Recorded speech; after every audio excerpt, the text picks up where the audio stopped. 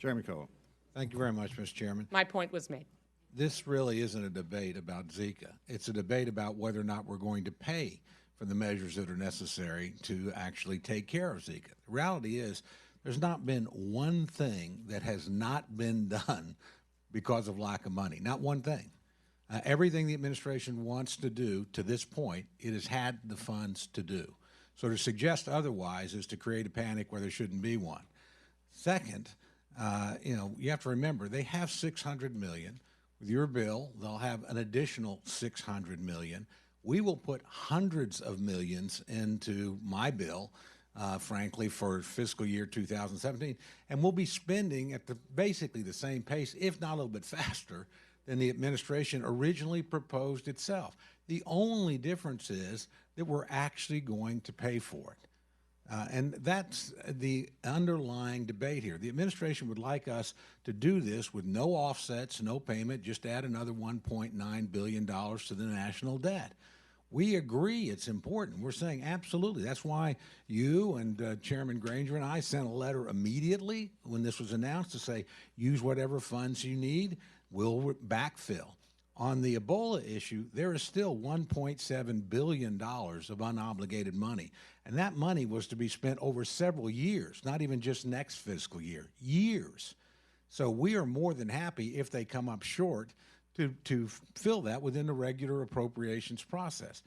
In addition, it's worth noting the administration itself was beginning to move money out of those Ebola accounts. They moved in their budget proposal over $40 million, suggesting perhaps they had overestimated. I'm not critical about that. But again, to suggest that this issue isn't being taken care of, when the government has all the money it needs, we're moving to give it more, and we'll add more into next year's bill. Let's just be honest. We just want to be able to do this and not pay for it, not prioritize.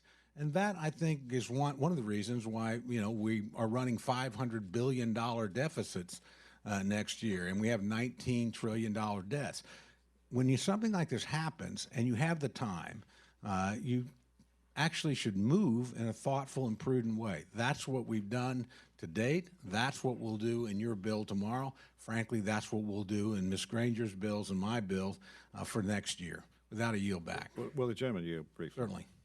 On Ebola, I'm told that there was $5.5 billion provided 2 years ago to fight Ebola, that there's still over $2 billion left unobligated, leftover monies on Ebola.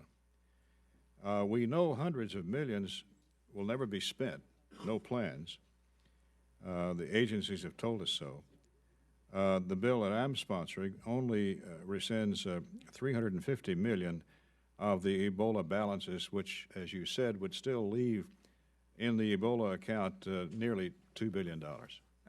I think that, Mr. Chairman, is absolutely the key point. Again, let's just be a little prudent and a little bit thoughtful about how we proceed. It's not as if we don't care here. It was a Republican Congress that provided that $5+ billion, and it was bipartisan. Actually, both sides worked on that. Last year, the president asked for $1 billion for more money for NIH. We gave him $2 billion, which, again, was a Republican initiative. Frankly, last year, we gave him more money for the Center for Disease Control than he requested. And my guess is we will do both those things again this year in the FY17. So our priorities are, the difference is we've paid for it at every step of the way. And that's actually better for the agencies themselves to have it built into the baseline and paid for, as opposed to supplemental emergency appropriations with absolutely no offsets. With that, I yield back, Mr. Chairman.